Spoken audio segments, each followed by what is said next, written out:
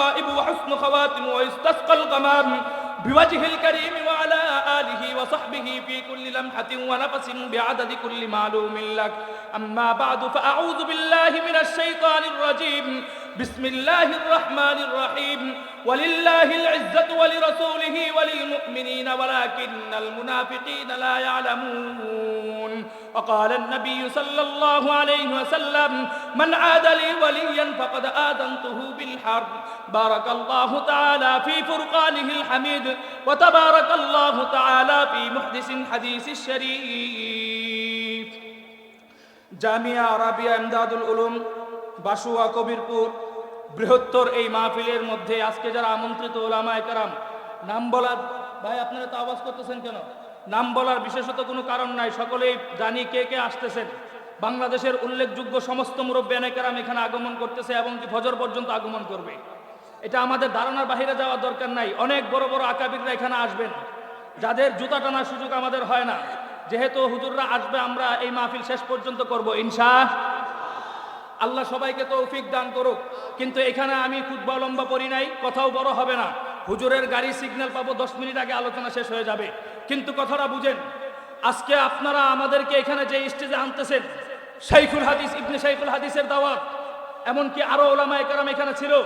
এই মানুষগুলোকে যদি আপনারা 5 তারিখের আগে যদি আপনারা এই মাঠে আনতেন, নিশ্চিত মাদ্রাসার মুহতামিম এবং কমিটি যারা আছে তাদের পায়জামাগুলো দিনে 12 বার গরম হইতো এবং থানায় গিয়ে 13 বার হাজিরা দেওয়া লাগতো। কথা ঠিক না বেঠে?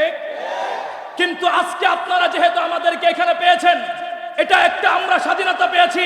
সেই স্বাধীনতা আমরা পেয়েছি 5 তারিখের আগস্টের পর থেকে। কিন্তু দোস্ত, আমাদের 5 তারিখের আগস্টের ইতিহাসটা আমাদেরকে একটু জানা দরকার। 5 তারিখে যেই আন্দোলনটা বাংলাদেশে হয়েছিল, আমাদের ছাত্র ভাইয়েরা ওরা 5 তারিখে আন্দোলন করেছিল কোরআন সুন্নাহর বিরোধী আইন বিফল করার জন্য। তারা কোনো আন্দোলন করে নাই। 5 তারিখের আন্দোলন ছাত্র ভাইদের আন্দোলন, নবীজির খতমে নবুয়ত সংরক্ষণ করবার কোনো আন্দোলন ছিল না। 5 তারিখের আন্দোলন নবীজির ইজ্জত রক্ষা করবার কোনো আন্দোলন ছিল না। 5 তারিখের আন্দোলন ছিল ছাত্রদের দাবি, আমরা মেধাবী ছাত্ররা জীবিত থাকতে বাংলাদেশের পবিত্র সংসদের মধ্যে দাঁড়িয়ে বেহায়া নারী, এক নারী 10 পুরুষের খাট কাঁপানো নেত্রী সংসদে গিয়ে বুখারী আর মিশকাত শরীফের দর্শ দিবে, এটা বাংলাদেশের মানুষ বরদাস্ত করবে না। কথা ঠিক না বেঠিক?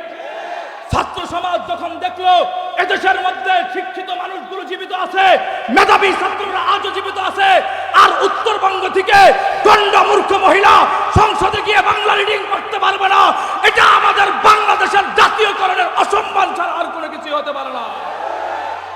ছাত্ররা যখন এই অবস্থাগুলো দেখলো, দেখবার পরে ছাত্ররা মনে করলো যে এই অযৌক্তিক দেশের মধ্যে আমরা বসবাস করে কি করব। এখন আমাদেরকে পরিষ্কার বলতে হবে, যেহেতু মেধাবী ছাত্ররা আছে, সেই মেধাবী ছাত্ররা আগামী দিনে দেশের নেতৃত্ব দিবে। কাজেই ভুয়া মুক্তিযোদ্ধার সনদের নামে রাষ্ট্রের মধ্যে কোনো মূর্খ এমপি রাষ্ট্রের মধ্যে থাকতে পারবে না। এই দাবিটাই যখন তুলবার পরে, ভাই তোমরা এত লড়াচড়া করতেছো, কোনো মানুষ চিল্লাচিল্লি করে বসেন। এখন কথাটা বুঝেন, এই যৌক্তিক দাবি যখন তুলবার পরে সকল উলামায়ে কেরাম দেখলো যে ছাত্ররা এখানে মজলুম, আরেক দল হচ্ছে জালেম। আর আসতে বলে ছাত্ররা মজলুম, আরেক দল হচ্ছে জালেম। শাইখুল হাদিস ইবনে শাইখুল হাদিস আল্লামা মামুনুল হক সবে মাত্র জেল থেকে বের হয়েছে। বের হওয়ার পর পরিষ্কার ঘোষণা করলেন, আরেকটা ছাত্রের লাশ যদি রাস্তার মধ্যে পড়ে, আমরা আগামীকাল থেকে এই লাশ আমরা কবর দিব না, সেটাকে আমরা কাঁধে নিয়ে রূপমাস করব। শাইখুল হাদিসের এই ঘোষণার পর থেকে গোটা বাংলাদেশের উলামায়ে কেরাম ঐক্যবদ্ধ হয়ে গেল। আগামীকাল থেকে আর কুঠার কোনো আন্দোলন হবে না, আগামীকালকের আন্দোলন হবে নারায়ে তাকবীরের স্লোগানের মাধ্যমে। গোটা বাংলাদেশে একটা দাবি তুলতে হবে, হটাও জালেম বাঁচাও মাজলুম, হটাও জালেম বাঁচাও মাজলুম। এই স্লোগানের মাধ্যমে গোটা বাংলাদেশের মধ্যে শহীদ আবু সাঈদ আর মুগ্ধের রক্তের বিনিময়ে আমরা এই দেশটাকে নতুন ভাবে স্বাধীন করেছি। কাজেই পরিষ্কার বলতে চাই, এই স্বাধীনতা আমরা পেয়েছিলাম, বাংলাদেশের মানুষ সকলে ঐক্যবদ্ধ হয়ে গিয়েছিলাম, এই জন্য আমরা এই বিজয় পেয়েছি।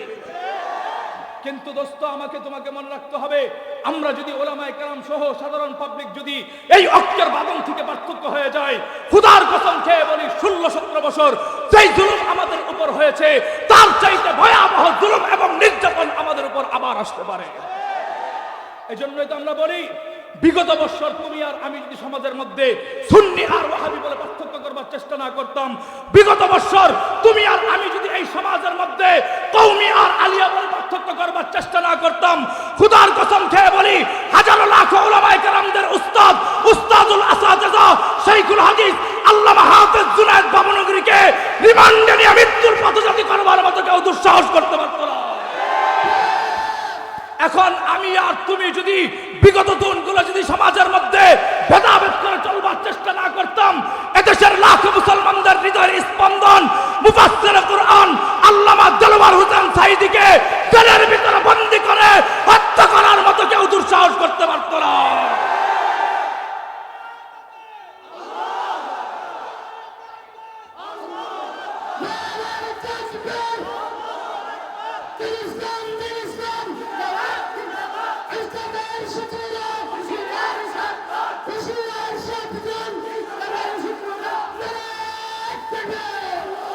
মুহতারাম হাজিরিন, কথা পরিষ্কার বুঝেন। আরে বেটা, তুমি আর আমি যদি সমাজের মধ্যে মুসলমানরা ভেদাভেদ করবার চেষ্টা না করতাম, তাহলে শাইখুল হাদিস ইবনে শাইখুল হাদিস আল্লামা মামুনুল হককে 3 বছর কেন 3 ঘন্টা জেলের ভিতরে বন্দী করার কোন মায়ের বুকের সন্তানের দুঃসাহস করতে পারত না। এখন কথাটা পরিষ্কার বুঝেন, আমাদেরকে ঐক্যবদ্ধ হওয়া ছাড়া বিকল্প কোনো আর পথ নাই। এখন আমাদেরকে ঐক্যের পথে চলতে হবে। যেহেতু আমরা নতুন বিজয় অর্জন করেছি, পরিষ্কার মনে রাখবেন, আমরা সেই ৭১-এর স্বাধীনতার পর থেকে আমার এই সোনার বাংলা দেখেছি। বিগত বছর আমার এই রাষ্ট্র জিয়াউর রহমানের আদর্শ রাষ্ট্র পরিচালনা হয়েছে, বিগত বছর আমার এই রাষ্ট্র বঙ্গবন্ধুর আদর্শ রাষ্ট্র পরিচালনা হয়েছে, বিগত বছর মুসলমানদের এই রাষ্ট্র রবীন্দ্রনাথ ঠাকুরের আদর্শের রাষ্ট্র পরিচালনা হয়েছে। ও দোস্ত, প্রতিদার দাবি আদায় করতে পারে, ডাক্তার লীগ ডাক্তারদের দাবি আদায় করতে পারে, আনসার লীগ আনসারদের দাবি আদায় করতে পারে, তাহলে আমি আর তুমি ৯৯% সংখ্যাগরিষ্ঠ মুসলমান, আমি আর তুমি নতুন ভাবে এই দাবি কেন উঠাইতে পারবো না? আগামী দিনের এই রাষ্ট্র কোন ব্যক্তির আদর্শ চলবে না, আগামী দিনের এই রাষ্ট্র চলবে তোমার আমার নেতা মুহাম্মদের আদর্শ রাষ্ট্র পরিচালনা হবে, মুহাম্মদের আদর্শ রাষ্ট্র পরিচালনা হবে।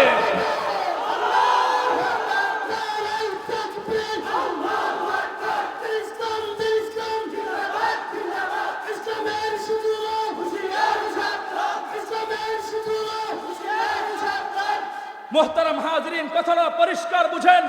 তো আল্লাহ পাক রব্বুল আলামিন আমাদেরকে বিজয় দান করবেন। এই জাতির মধ্যে বিজয় আসবে শুধুমাত্র বিচ্ছিন্ন থাকার মাধ্যমে নয়, আমাদের বিজয় আসবে আমাদের ঐক্যের মাধ্যমে।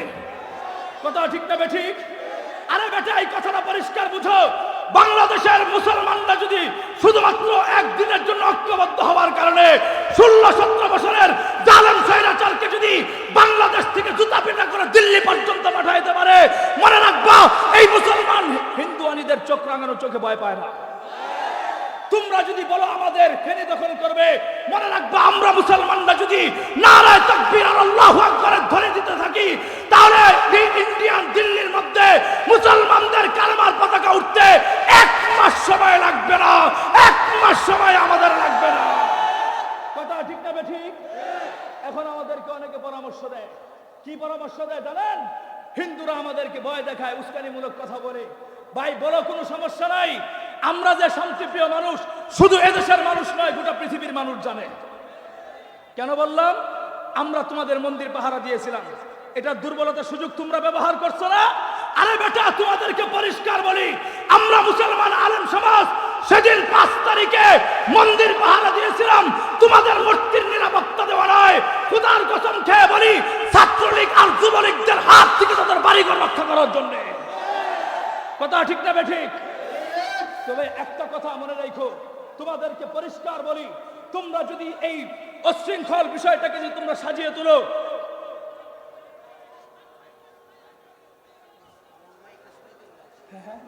কোনটা কোনটা? আচ্ছা, স্লোগানের মাইকটা বন্ধ রাখেন। মুহতারাম হাজিরিন, কথাটা পরিষ্কার বুঝেন। খারাপ লাগতেছে আপনাদের? খারাপ লাগতেছে? এখন কথাটা বুঝেন। হিন্দুয়ানি ভাইয়েরা আমাদেরকে উস্কানি দেয়, ওরা নাকি ওদের হিন্দুত্ববাদী ধর্মগুলোকে রক্ষা করার জন্য নাকি ইসকনের সাথে যোগ দিবে। পরিষ্কার মনে রাখবা, কুকুরে পায়ে কামড় দিছে বিদায় আমরাও কামড় দেওয়ার সুযোগ গ্রহণ করব না। তবে মনে রাখবা, বাংলাদেশের হিন্দুদের কিন্তু আমরা সাইজ করতে চাই, আমাদের মুসলমান যুবকদের প্রয়োজন নাই। শুধুমাত্র হাটাজারি, নানুপুর আর যাত্রাবাড়ি মাদ্রাসার নুরানি নাজারার যে ছাত্রগুলো আছে, ওরা যদি বারান্দা থেকে দাঁড়ায় প্রস্তাব করে দেয়, বাংলাদেশের সমস্ত হিন্দুগুলো ইন্ডিয়াতে বেঁচে যাবে। কথা ঠিক না বেঠিক? মুহতারাম হাজিরিন, এখন একটা কথা বলি, দেখেন আল্লাহ তোমাকে আমাকে বিজয় দান করবেন। বিজয়টা কিভাবে দান করবেন সেটা একটু বুঝেন। ভাই এত চিল্লাচিল্লি বললে কথা বলবো কিভাবে? একটু এই একদিন না দেখলেন আরেকদিন ছোট মাহফিলে আসবো, পরে দেখেন।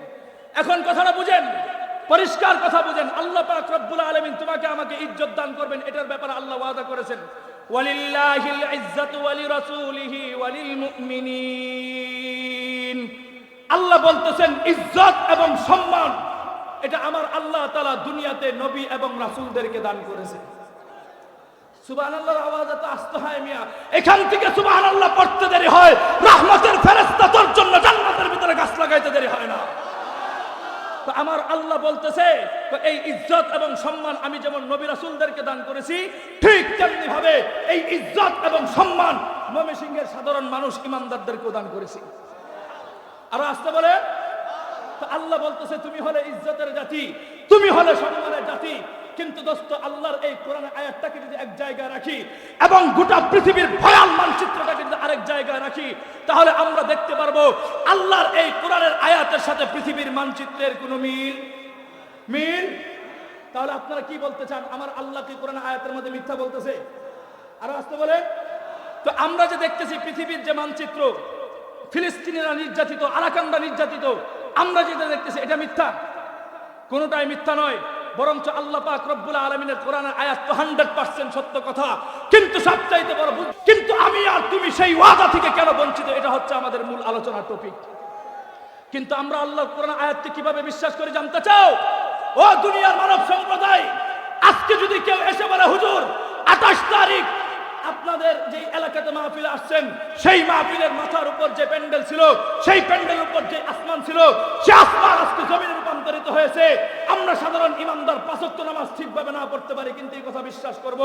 আবার যদি কেউ এসে বলে হামিদি সাহেব 28 তারিখ ফুলপুর আপনি যেখানে মাহফিল করতেছেন, সেই মাহফিলের প্যান্ডেলের নিচে যে জমিন ছিল, সেই জমিন আজকে উল্কা হয়ে আসমান রূপান্তরিত হয়েছে, আমরা সেই কথাও বিশ্বাস করব। তবে খোদার কসম খেয়ে বলি, শুধুমাত্র ময়মনসিংহ নয়, গোটা পৃথিবী থেকে কোনো গাঁজাখুর যুবক এসে আমাকে বলে হামিদি সাহেব 28 তারিখ ফজরের পরে আল্লাহর দেওয়া কোরআনের একটি আয়াত পরিবর্তন হয়ে গিয়েছে, আল্লাহর দেওয়া কোরআনের একটি বিধান পরিবর্তন হয়ে গিয়েছে, আল্লাহর দেওয়া কোরআনের একটি আয়াত সম্পূর্ণ পরিবর্তন হয়ে গিয়েছে, খোদার কসম খেয়ে বলি আমরা সাধারণ ইমানদার মরে যাব, গর্দান থেকে মাথা আলাদা হয়ে যাবে, শাহাদাত বরণ করব, কোশ্চেন কালো ওই গাঁজাখুরদের বক্তব্য আমরা কোনোদিন বিশ্বাস করতে পারি না। কথা ঠিক না বেঠিক? এটা হচ্ছে আমার আল্লাহ তাআলার প্রতি অকট্ট ভালোবাসা, এটা হচ্ছে আমার আল্লাহ তাআলার প্রতি বিশ্বাস। কিন্তু দোস্ত, আমাকে আল্লাহ তোমাকে ইজ্জত দান করবেন, এই ইজ্জত দান করার ক্ষেত্রে আমার আল্লাহর কিছু নিয়ম আছে না নাই? আরো আস্তে শুধু কি তাই? আমার আল্লাহ যে গোটা দুনিয়া পরিচালনা করে, এই দুনিয়া পরিচালনা করার ক্ষেত্রেও আমার আল্লাহর কিছু নিয়ম আছে না নাই? দেখেন আমার আল্লাহ কোরআনে স্পষ্ট ভাষায় বলতেছেন, قل أرأيتم إن جعل الله عليكم الليل سرمدا إلى يوم القيامة من إله غير الله يأتيكم بضياء أفلا تسمعون। আমার আল্লাহ বলতেছে, কয় দেখো তোমাদের মাথার উপরে যেই রাতের অন্ধকার আছে, সেই অন্ধকারটাকে যদি আমি আল্লাহ স্থির করে দেই, মজবুত করে দেই, পৃথিবীতে এমন কোন খোদা আছে যেই খোদা এই রাতের আলোটাকে সরিয়ে দিয়ে তোমার ব্যবসা বাণিজ্যের জন্য, তোমার খেত খামারের জন্য আবার তোমাদের মধ্যে দিনের আলোকে ফিরিয়ে দিবে, এমন কোন খোদা আছে? আর আস্তে আমার আল্লাহ আবার বলতেছে, কয় দেখো তোমাদের মাথার উপরে দ্বিপ্রহরে যে সূর্যটা উঠে, সেই সূর্যটা ঠিক মাঝখানে উঠবার পরে আমি আল্লাহ যদি স্থির করে দেই, বন্ধ করে দেই, পৃথিবীতে এমন কোন খোদা আছে যেই খোদা এই দিনের আলোটাকে সরিয়ে দিয়ে তোমার আরামের ঘুম, পশু পাখিদের আরামের ঘুম, নিদ্রার ঘুম ঘুমানোর জন্য আবার তোমাদের মধ্যে রাতের অন্ধকারকে ফিরিয়ে দিবে, এমন কোন খোদা আছে? আরো আসতে বলেন। এখন মহিলাদের মতো আস্তে করে আওয়াজ দিয়ে বলবেন, বলুন তো দেখি ফজরের সময় সূর্যটাকে উদিত করেন কে? আর আসতে বলেন কে? সন্ধ্যার সময় আবার ডুবিয়ে দেন কে? ও দোস্ত, মাটির গভীর নিচ থেকে নলকূপের মাধ্যমে তোমার জন্য আমার জন্য বিশুদ্ধ পানি পান করার জন্য পানির ব্যবস্থা করে দেয় কে? ও দোস্ত, শুধু তাই নয়, তোমার আমার চাষাবাদের জন্য যখন ক্ষেতের মধ্যে বৃষ্টির প্রয়োজন হয়, সেই বৃষ্টি বর্ষণ করার জন্য ব্রহ্মপুত্রের এই পানিগুলো, যমুনার ওই পানিগুলো, মেঘনার এই পানিগুলো কুদরতি বাষ্পের মাধ্যমে আকাশের মধ্যস্থল পর্যন্ত পৌঁছিয়ে মেঘমালায় জমাটকৃত করে তোমার আমার ধান ক্ষেতের মধ্যে বৃষ্টি বর্ষণ করে দেয় কে? ও দোস্ত, এগুলো হচ্ছে আমার আল্লাহ তাআলার নিয়ম, এগুলো হচ্ছে আমার আল্লাহ তাআলার নীতি। এই নীতি শুধু আজকের জন্য নয়, আদিকাল থেকে চলছে, আজও চলবে, কালও চলবে। খোদার কসম খেয়ে বলি, কিয়ামত পর্যন্ত এভাবেই চলতে থাকবে। ওয়ালান তাজিদা লিসুন্নাতিল্লাহি তাবদীলা। আমার আল্লাহর এই নিয়ম নীতির মধ্যে কিয়ামত পর্যন্ত কোনো পরিবর্তন আসবে। এখন যে আল্লাহ যে তোমাকে আমাকে ইজ্জত দান করবেন, এটা দেওয়ার ক্ষেত্রে আমার আল্লাহর কিছু নিয়ম আছে না নাই? আরো আসতে দেখেন, আল্লাহ যে তোমাকে আমাকে ইজ্জত দান করবেন, আমি কোরআন আয়াত থেকে স্পষ্ট ভাষায় বলে দিয়ে যাই। আমার আল্লাহ কোরআনের মধ্যে বলতেছেন, কুতিলা আসহাবুল উখদুদিন নারি যাতিল ওয়াকুদ। আরবের পার্শ্ববর্তী একটা এলাকা, ইয়ামান নাম শুনছেন? ইয়ামান না শুনতে পারেন, আরব তো শুনছেন। তো আরব হচ্ছে মুসলমানদের জন্য একটা ভক্তির জায়গা, আরব রাষ্ট্রটা হচ্ছে মুসলমানদের জন্য একটা শ্রদ্ধার জায়গা। কিন্তু দোস্ত, আমাদেরকে এই কথাগুলো আপনারা একটু বোঝার চেষ্টা করেন। বর্তমান মুসলমানদের রাজ্য, আরব রাজ্যের মধ্যে যে প্রেসিডেন্ট রাজ্য বসা আছে, বাদশা আব্দুল্লাহ ইবনে আজিজ, ওকে সবাই মুসলমানের বাদশা বললেও আমি বলি ও মুসলমানের বাদশা নয়, ও হচ্ছে আমিরুশ শয়তান। কিসের বাদশা? শয়তানের বাদশা। কেন বললাম এই কথা জানেন? আরে বেটা, একটা ইতিহাস খুঁজো। আমার নবী দুনিয়াতে আসবার আগে কোরআন হাদিস খুঁজো আর মুরব্বীদেরকে জিজ্ঞাসা করো, নবীজি পৃথিবীতে আসবার আগে একটা যুগ চলতেছিল, যেই যুগের মধ্যে নারীরা সম্মান পাবে তো দূরের কথা, নারীরা তাদের নারী বলে পরিচয় দেওয়াটা সমাজের মধ্যে দুষ্কর ছিল। কথা ঠিক না বেঠিক? কিন্তু আমার নবী আসবার পরে যখন দেখলো এই দেশের মানুষগুলো নারীদেরকে শুধুমাত্র ভোগের যন্ত্র মনে করে, এই দেশের মানুষগুলো নারীদেরকে শুধুমাত্র ওরা ধর্ষণের যন্ত্র মনে করে, এই দেশের মানুষ নারীদেরকে শুধুমাত্র খাবারের আহরণের যোগ্য মনে করে, কাজেই এইটা তো নারীদের উপর নির্যাতন করা হচ্ছে। আমার নবী দুনিয়াতে আসবার পরে শুধুমাত্র 23 বছরের ব্যবধানে, কয় বছর? একটু কথা বলেন, কয় বছর? 23 বছরের ব্যবধানে আমার নবী পরিষ্কার ঘোষণা করলেন, নারীদের ইজ্জত বাঁচানোর জন্য, ইজ্জতকে রক্ষা করার জন্য ইন্নাদ-দীনা ইনদাল্লাহিল ইসলাম। কোরআনের মাধ্যমে পরিষ্কার ঘোষণা করে দিলেন, পৃথিবীর মধ্যে সবচাইতে মনোনীত এবং পছন্দনীয় ধর্মের নাম কি? তো আমার আল্লাহর কাছে মনোনীত ধর্মের নাম হচ্ছে ইসলাম। তো এই ইসলাম ধর্মের মধ্যে যারা বসবাস করবে, তারা যদি কেউ জান্নাতে যেতে চায়, সে যেন তার মায়ের পায়ের নিচে জান্নাতটাকে খুঁজে নেয়। সুবহানাল্লাহ কইবেন না?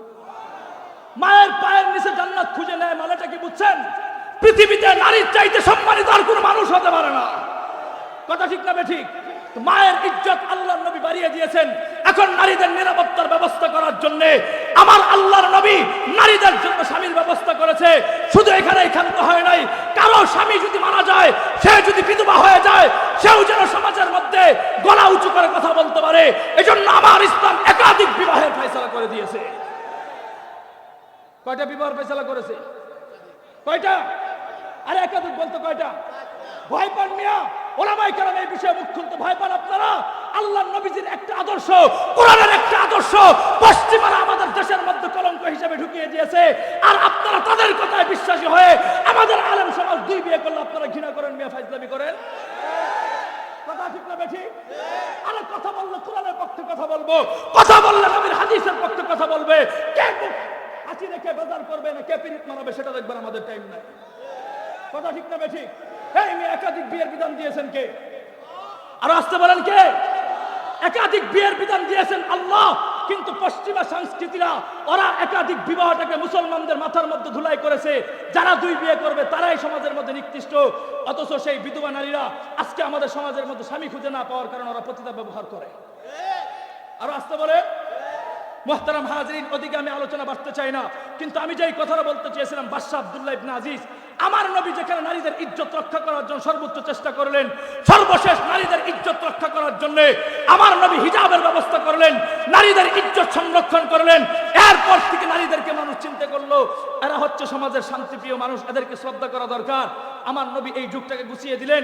কিন্তু দোস্ত, আমার নবীর রওজা অক্ষত, আমার নবীজির রওজা অক্ষত, বাইতুল্লাহ শরীফ আজও অক্ষত, কিন্তু মক্কার ওই গাতাখুর ভান্ডা বাদশা মক্কার মধ্যে এমন নর্তকী ঢুকিয়েছে, গোটা পৃথিবীর 1200 কোটি মুসলমানদের কলিজার মধ্যে আগুন ধরিয়ে দিয়েছে। আল্লাহ পাক রব্বুল আলামিন ওর হেদায়েত দান করুক, না হয়তো ধ্বংস করে দেখ, সকলে বলি আমিন। মুহতারাম হাজিরিন, তো যেই কথাটা বলতে চাই, আরবের পার্শ্ববর্তী একটা এলাকা, নাম কি? আর আসতে বলেন নাম কি? ইয়ামান। ইয়ামানের মধ্যে একজন বাদশা ছিল। এই বাদশা নিজেকে নিজে ক্ষুধা দাবি করত। নাউজুবিল্লাহ, যারা বলেন নাই এই মাহফিলে মেলা বসছে না? মেলা বসছে কি বসে নাই? মাহফিলে যে মেলা বসছে, যারা নাউজুবিল্লাহ পড়েন নাই, মাহফিল শেষে ওই মেলা থেকে আধা পোয়া অথবা আধা কেজি জিলাপি কিনবেন। জিলাপি কিনবার পরে ঘরে যাবেন ভাবি অথবা বেগম সাহেবের সাথে, দুজন মিলে একসাথে খাবেন। খাওয়ার পর এক গ্লাস পানি খাবেন। খাওয়ার পরে আপনি আপনার বউকে বলবেন, সারাদিন তোমার সাথে ঝগড়া করে গলা উঁচু করতে পারলো, মাহফিলে যায় পারি না, আমি ব্যর্থ ছিলাম, কাজে হুজুর বলে দিছে আধা কেজি জিলাপি কেনার পর বাড়িতে বসে দুইজন একসাথে চিৎকার করে বলতে নাউজুবিল্লাহ। কি দাবি করত? ক্ষুধা দাবি করত। ক্ষুধা যখন দাবি করতো ভালো কথা, হ্যাঁ হঠাৎ করে একদিন টেনশন করতেছে, কিরে আমার চুল তো সাদা হয়ে যাইতেছে, মাথার পশমগুলো শুভ্রতায় ছেয়ে পড়তেছে, দিন দিন আমার বয়স বৃদ্ধি পাচ্ছে, 2 দিন পরে যদি আমি মিনহা খালাকনাকুম ওয়া ফিহা নুঈদুকুম ওয়া মিনহা নুখরিজুকুম তারাতান উখরা হয়ে যায়, তাহলে আমার এই গদি দখল করবে কে? কত বড় ক্ষুধা চিন্তা করছেন, 2 দিন পরে মারা যাবে এটা নিয়ে ভাবতেছে। কত বড় ক্ষুধা, সে 2 দিন পরে মারা যাবে এটা নিয়ে ও ভাবতেছে। এখন ভাবার ক্ষেত্রে, ভাই এই কোনাতে এত গন্ডগোল কেন ভাই? সমস্যা কি ভাই? ভাই একটু বসে পড়েন। আচ্ছা, ওনারা বসলে আমাকে দেখতে পারতেছে না, একটু ধৈর্য ধরেন না ভাই, আমি 5 মিনিট থাকবো, এরপর আর দেখতে হবে না, 5 মিনিট। এখন কথাটা বুঝেন ভাই, এদিকে দেখেন, এদিকে এদিকে। আপনারা কিন্তু বয়ানের টাইম নষ্ট করতেছেন, বুঝেন। এখন কথাটা বুঝেন, কি দাবি করতো? আমার দিকে তাকায়, কি দাবি করতো? ক্ষুধা, আবার মরবে এটা নিয়ে টেনশন করতেছে। এখন ভাবেন, প্রত্যেকটা বাদশা কিন্তু নিজে নিজে সিদ্ধান্ত নিতে পারে না, তার কিছু মন্ত্রী পরিষদ থাকে কি থাকে না? এখন সব মন্ত্রী পরিষদদেরকে তলব করছে, আসো, আমি যদি 2 দিন পরে মারা যাই তাহলে আমার এই গদি দখল করবে কে? খেয়াল করবেন, মন্ত্রী পরিষদের সবার পরামর্শ কিন্তু বাদশা নেয় না, তার একজন নির্দিষ্ট লোক থাকে কি থাকে না? থাকে কি থাকে না? তো আমাদের বিগত সরকারের আমলেও সরকারের একজন নির্দিষ্ট লোক ছিল, নোয়াখালীতে বাড়ি, ছিল কি ছিল না? কথা ঠিক না বেঠি? আমি নাম বলতে বলি নাই, ছিল কি ছিল না? এখন কথাটা বুঝেন। তো এত যারা নির্দিষ্ট লোক থাকতো, ওই নির্দিষ্ট লোকের মাথার মধ্যে চিকন চিকন বুদ্ধি থাকতো। কি থাকতো? চিকন চিকন বুদ্ধি না থাকলে স্মার্ট বাংলাদেশ বলা পর আবার স্টেজ ভেঙে যায় কিভাবে? কথা ঠিক না বেঠে?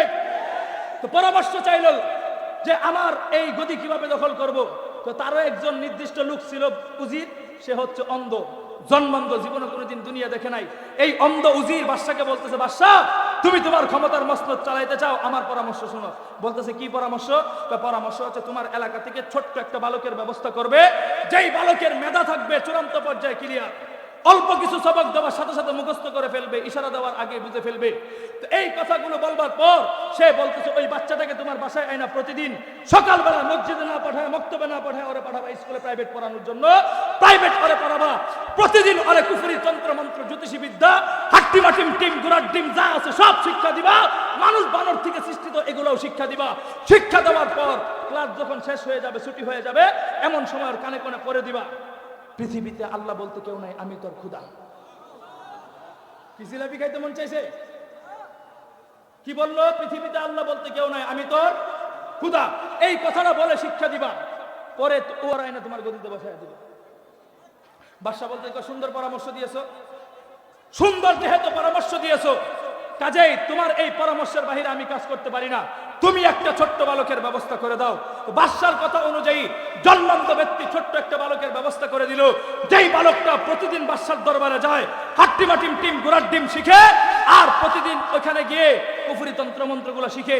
তো শিখার পথে, আসা যাওয়ার পথে মাঝখানে দেখে বিশাল বড় একটা গির্জা দেখা যায়। কি দেখা যায়? আরে আমার দিকে দেখান, কি দেখা যায়? গির্জা দেখা যায়। গির্জা যখন দেখা যায়, ছোট্ট বালক করে, কিরে এই গির্জার ভিতরে এত ওলামায়ে কেরাম কেন, এখানে কি হয়, এটা একদিন দেখা দরকার। তো এটা দেখবার জন্য ছোট্ট বালক একদিন গির্জার ভিতরে গেল। যাওয়ার পর সেখানে গিয়ে দেখে একজন তাওরাতি কিতাব ওয়ালা, আসমানি কিতাব ওয়ালা আলেম মানুষদেরকে শিক্ষা দিচ্ছেন, পৃথিবীতে মানুষ রূপী মানুষ কোনোদিন মানুষের ক্ষুধা হতে পারে? পৃথিবীতে মানুষরূপী মানুষ কোনোদিন মানুষের ক্ষুধা হতে পারে? আর আসতে পারেন? তোমার আমার রবকে? তোমার হাত সৃষ্টি করে দিয়েছেন কে? আরে যেই হাত দিয়ে তুমি দুনিয়ার মধ্যে কর্মশালা করো, সেই হাতগুলো পরিচালনা করবার শক্তি দান করেন কে? যেই পা দিয়ে হাইটা হাইটা আজকে এই মাহফিলে আসছে, সেই পা তৈরি করে দিয়েছেন কে? যেই জবানে চিৎকার করে আল্লাহ আল্লাহ বলতেছো, সেই জবান তৈরি করে দিয়েছেন কে? সব কিছু আমার আল্লাহ তৈরি করে দিয়েছেন নাকি তোমার বাবা? বাবা দিছে? আরে তোর বাবা তোর শুধুমাত্র প্রসেসিং করে জন্ম দিতে পেরেছে, তোর শরীরের বাঁকা একটা পশম তোর বাবার তৈরি করার কোনো যোগ্যতা নাই। কথা ঠিক না বেঠিক? আরে মুসলমান, কোরআন হাদিসের প্রয়োজন নয়, যৌক্তিক আলোচনায় আসো। আমার এই দেহের মধ্যে যেহেতু দুনিয়ায় আমার কোনো বাবার কোনো অধিকার নাই, আমার এই দেহের মধ্যে দুনিয়ার পীরের কোনো যেহেতু কোনো অধিকার নাই, আমার এই দেহের মধ্যে আল্লাহর শক্তি ছাড়া যেহেতু কারো শক্তি প্রবাহমান নাই, আমি মুসলমান ওয়াদা করব, এক আল্লাহর গোলামি যতদিন থাকবো ততদিন করব। আমার দেহের মধ্যে যেহেতু দুনিয়ার কোনো ভণ্ড পীরের আস্থা নাই, কাজেই আমি মুসলমান, আমার এই কপাল আল্লাহ ছাড়া দুনিয়ার কোনো ফুরফুরা এবং ভণ্ড মাজারে গিয়ে সেজদা করব না। আরো আসতে, এটার জন্য কি কোরআন হাদিস লাগে? এখন কথাটা বুঝেন। ছোট্ট বালক মনে মনে করেছে কথা তো সত্যই, মানুষ আবার মানুষের ক্ষুধা হয় কি করে? কাজেই ও আমার ক্ষুধা না, আমিও ক্ষুধা মানলাম। কালিমাতু লা ইলাহা, এই মিয়া কালেমার আওয়াজে তো আসতে হয় আপনাদের মুখ দিয়ে। আপনাদেরকে 500 টাকা ধরায় দিলে আর জয় বাংলা স্লোগান দেওয়ার জন্য গোটা পৃথিবী আপনারা কামাইতে পারেন, তাই না? আর এখানে আয়েশা কালেমার আওয়াজ আসতে হয়, অথচ তোমার নবী তোমার ব্যাপারে পরিষ্কার ঘোষণা করেছেন, মান ক্বালা লা ইলাহা ইল্লাল্লাহু ফাদখালাল জান্নাহ। বেটা তুই এই দুনিয়া থেকে যারা পরিমাণ ঈমান নিয়ে মৃত্যুবরণ করবি, আমার আল্লাহ তোরে এই দুনিয়ার 10 দুনিয়ার সমান জান্নাত দান করবে। তো এখন ছোট্ট বালক বলতেছে আমি সেই আল্লাহকে বিশ্বাস করি, আমি এই বন্ড খোদাকে মানতে পারবো না। এখন মনে মনে চিন্তা করতেছি, কিরে আমি যদি এই বন্ড খোদাকে না মানলে, আমি একা মানলাম না, বাকি যারা মানতেছে ওদেরকে এই জিনিসটা বুঝাবে কে? এটা বোঝানোর দরকারের জন্য কিছু জ্ঞান প্রয়োজন আছে না নাই? তো সে চিন্তা করতেছে আমার তো ধর্মীয় কোনো জ্ঞান নাই, কাজেই আমি প্রতিদিন ওই বাদশার কাছে যাওয়ার আগে এই গির্জা এবং মসজিদের মক্তব থেকে প্রতিদিন আমি আসমানি জ্ঞান শিখব। তো আসমানি জ্ঞানের সাথে যাদের সম্পর্ক থাকে তাদের ইমানের পাওয়ার বাড়ে না কমে? বাড়ে না কমে? এটা বুঝাইতে গেলে আপনাদের উপর দিয়ে আবার বাস যাবে। বাস কি যাবে? বলবেন হুজুর কি হুজুর দাওয়াত দিছে যে আমাদের বিরুদ্ধে কথা বলে? এই মেয়ে আপনাদের এলাকায় মসজিদ আছে না নাই? বৎসরে মাস হয় কয়টা? মাস হয় কয়টা? খেয়াল করবেন, ময়মনসিংহে মসজিদে ইমাম সাহেব মাসে বৎসরে পরিবর্তন হয় 13টা। এখন আসতে করবো সব কমিটি এখানে, কথা ঠিক না বেঠিক? ইমাম পরিবর্তন হয় কয়টা? 13টা ইমাম পরিবর্তন হয়। এটা নিয়ে আমার আলোচনার টপিক না, কিন্তু দেখবেন নতুন ইমাম সাহেব আসার পরে আমাদের এলাকার 5-6 বছরের বাচ্চা থেকে নিয়ে 28 বছরের দামড়া পাঠা পর্যন্ত ইমাম সাহেবের রুমে গিয়ে দেখবেন 1 সপ্তাহ 2 সপ্তাহ পর্যন্ত সময় দেয়। দেয় কি দেয় না? তো 1 সপ্তাহ 2 সপ্তাহ পর্যন্ত সময় দেয় কেন জানেন? নতুন ইমাম সাহেবের বাড়িঘরগুলো চিনায় দেওয়ার জন্য, আর পরিচয় করাতে। হুজুর আপনি তো আমাদের ফুলপুর এলাকাতে নতুন আসছেন, আজকে মঙ্গলবার, তো মঙ্গলবার দিন আপনার খাবার হচ্ছে সভাপতি সাহেবের বাসায় খাবার। উনি খুব বুজুর্গ মানুষ, তাবলিগ করে, ওনার বউ মাস্তুরাতে যায়, উনি চায় না কোনো ইমাম সাহেব বাটি নিয়ে খাবার মসজিদে খাক। ওনার কথা হচ্ছে হুজুর 3 বেলা আমার বাসায় আসবে, 3 বেলা খাবে, আমার সন্তানদেরকে নিয়ে দোয়া করবে, আমার 3 ছেলে বালিয়া মাদ্রাসায় পড়ে। এই বলা কথাগুলো যখন বললো, তখন প্রথম দিনের খাবার শেষ, দ্বিতীয় দিন আরেকজন এসে যুবক বলে, হুজুর আজকে কিন্তু বুধবার, কেশিয়া সাহেবের বাসায় খাবার, উনি কিন্তু এনজিওর সাথে জড়িত, উনি কিন্তু হুজুরদেরকে বেশি একটা বালা পায়। তো উনি মহিলাদের সাথে ঘুরে ঘুরে কিস্তি উঠায়, ওনার বউ পুরুষদের সাথে ঘুরে ঘুরে কিস্তি উঠায়। দুটোটার মেজাজ একরকম। আপনিও যায়েন না, বড় কোনো বাচ্চাও পাঠায়েন না, ছোট বাচ্চা দিকে টিফিন গাড়ি দিয়ে পাঠান, আজকের দিনটা কোনোভাবে খাবারটা নিয়ে আসেন। এরপর থেকে আমরা দেখতেছি, আছে না নাই? আছে দিকে তো আওয়াজ নাই, আছে না নাই? গেল এই দিন হঠাৎ করে এগুলো পরিচয় করা যেতে দেখবেন বৃহস্পতিবার রাত্র আসে। কি রাত্র? বৃহস্পতিবার রাত্রে ইমার্জেন্সি মিটিং ডাকে রাতের বেলায়। সব সভাপতি কমিটি সেক্রেটারি একসাথে মিলা বসে, নতুন ইমাম সাহেব খাওয়া দাওয়া পরে করেন। কত বড় কলিজা! ইমাম সাহেব খাওয়া দাওয়া পরে করেন, নামাজের পরে ইমার্জেন্সি মিটিং আছে। ইমাম সাহেব মনে মনে কয়, কিরে আমি আসলাম নতুন, আজ পর্যন্ত বেতনটাও আমার শোনালো না, কি দিব না দিব। এখন বলতেছে মিটিং আছে, বসলাম মিটিংয়ে বসবার পরে বলতেছে, ইমাম সাহেব ফুলপুরের মানুষ কিন্তু বেশি একটা ভালো, আপনারা যেহেতু না করছেন আমি আর কি করব, ফুলপুরের মানুষ কিন্তু বেশি একটা ভালো না। এখন আমি কি করব? হুজুর একটু কষ্ট করে আগামীকালকে জুমার বয়ানটা যদি কোরআন হাদিস থেকে করতেন। কোত্থেকে? সবাই বলেন কোত্থেকে? ইমাম সাহেব মনে মনে ভাবতেছে, কিরে আমি ইবতেদায়ী থেকে জালালাইন পর্যন্ত পড়ছি মাকজান মাদ্রাসায়, জালালাইন থেকে মেশকাত দাওরা পড়ছি আমি বড় মসজিদে আইসা, ভুলেও কোনোদিন আমি স্কুলে যাই নাই। তাহলে আমার উপরে এই কথাটা কেন আসলো? আমি কি ময়মনসিংহ কৃষি ভার্সিটি পড়াশোনা করছি নাকি কবি নজরুল ভার্সিটি পড়াশোনা করছি? বুঝতে পারতেছি না ওরা আমাকে এই কথা কেন বললো। আবার মনে মনে ভাবতেছে আমার মুসল্লিরা তাবলিগ করে, এরা এত খারাপ ধারণা করতে পারে না, নিশ্চিত ওরা হয়তো তাবলিগের বয়ান শুনে প্রতিদিন, এই জন্য আমাদের কোরআন সুন্নাহ ভিত্তিক আলোচনা করতে পারছে। দ্বিতীয় নিজে নিজে সিদ্ধান্ত নেওয়ার পর সেই খুশি, এরা মনে হয় সুন্দরভাবে বয়ান শুনতে চাইছে। এই জন্য ইমাম সাহেব নতুন তো সারা রাত না ঘুমাইয়া বৃহস্পতিবার দিন রাত্রে বয়ান গুছাইছে, কোরআন আয়াত টু হাদিস, আয়াত টু হাদিস, ফজর পর্যন্ত বয়ান গুছাইয়া এরপর জুমার নামাজের স্টেজে বসছে, বৈশাইতে শুরু করছে প্রথম দিন জুমার মধ্যে ঘুষখোর, দুর্নীতিবাজ, সাদাখুরদের বিরুদ্ধে। কার বিরুদ্ধে? ঘুষখোর দুর্নীতিবাজদের বিরুদ্ধে বয়ান যখন করছে, কোরআন হাদিস থেকে টুকে টুকে আলোচনা করছে। এখন বয়ান যখন শেষ হয়েছে, তো যাদের বিরুদ্ধে গেছে এরা জুমার পরে জিলাপি না নিয়ে ইমাম সাহেবের পিছনে বসে রয়েছে। বসে জিগা, ইমাম সাহেব আমরা যে এইভাবে দুর্নীতি করে খাই আর সাদাবাজি করে খাই, এই নিউজটা আপনারা দিছে কে? আছে না নাই? যাদের বিরুদ্ধে গেছে ওনাদের মাধ্যমে ওই ইমাম সাহেবের চাকরি, ওই ইমাম সাহেবের চাকরি নাই শব্দটাও কইব না, কারণ অধিকাংশ কমিটি এখানেই বসা।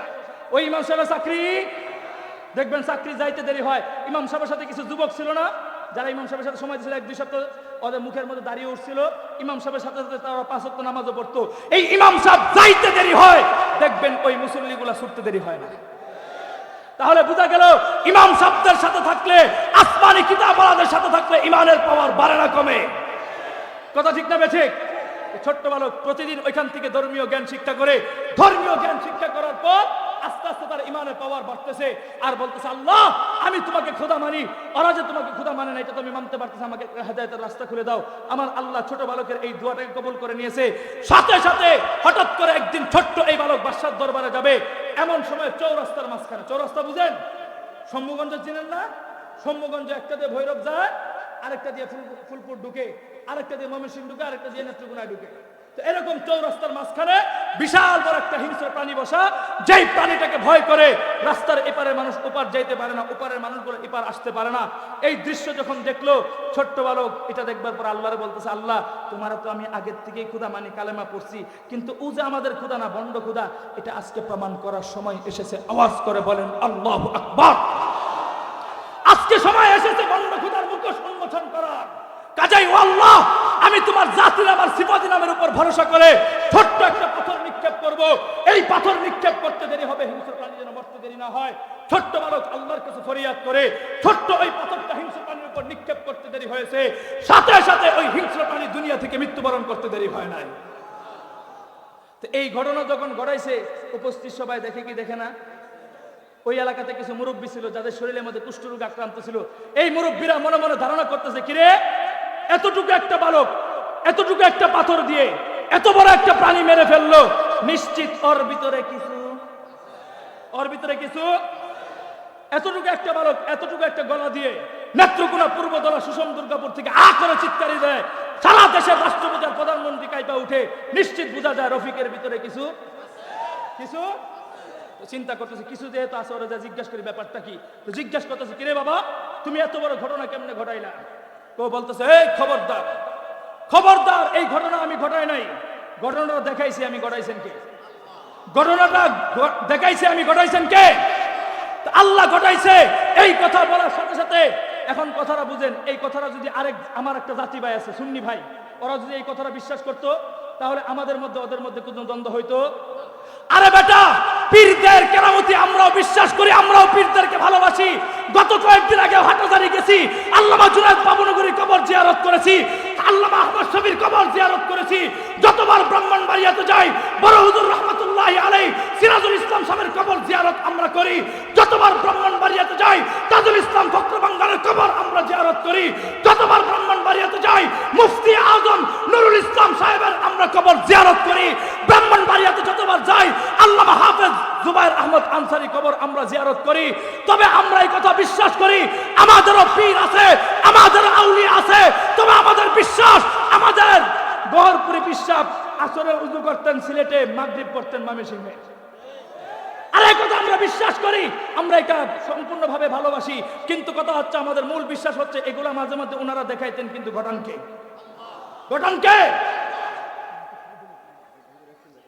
আচ্ছা আল্লাহ তাআলা মহিউস সুন্নাহর হায়াতের মধ্যে বরকত দান করুক, সকলে বলে আমিন। আর আস্তে কাও না। এখন কথাটা বুঝেন। তো সাথে সাথে সবাই ওরা আয়সা জিজ্ঞেস করতে শুরু করলো, কিরে তুমি এই ঘটনা ঘটাইছো তোমার আল্লাহকে? ওরা তো আল্লাহ বলতে পারছি না। এখন জিজ্ঞেস করতে তোমার আল্লাহকে? তো আমার একজন আল্লাহ আছে, যেই আল্লাহ আমারও আল্লাহ, তোদের বন্ড খুদারও আল্লাহ। কথা ঠিক না বেঠিক? এখন বলতেছে কিরে ওর যদি আল্লাহ থাইকেই থাকে ওরা একটু বলো, ওকে একটু বলো, তোমার আল্লাহকে একটু বলো আমাদের শরীরে কুষ্ঠরোগ হয়েছে, এই কুষ্ঠরোগগুলো যদি তোমার আল্লাহ যদি একটু ভালো করে দিত। ছোট্ট বালক আমার আল্লাহর কাছে ফরিয়াদ করে কুষ্ঠরোগীর মানুষদের পিঠের মধ্যে হাত বুলাইতে দেরি হয়, সাথে সাথে দুনিয়ার মধ্যে কুষ্ঠরোগের মানুষগুলো সুস্থ হয়ে যায়। তো যারা সুস্থ হয়ে যায় এরা এখন ক্ষুধা মানে করে, এরা এখন ক্ষুধা মানে করে। ভাই ক্যামেরাগুলো নামায় দে, ক্যামেরাগুলো নামায় দে, দ্রুত দ্রুত দ্রুত।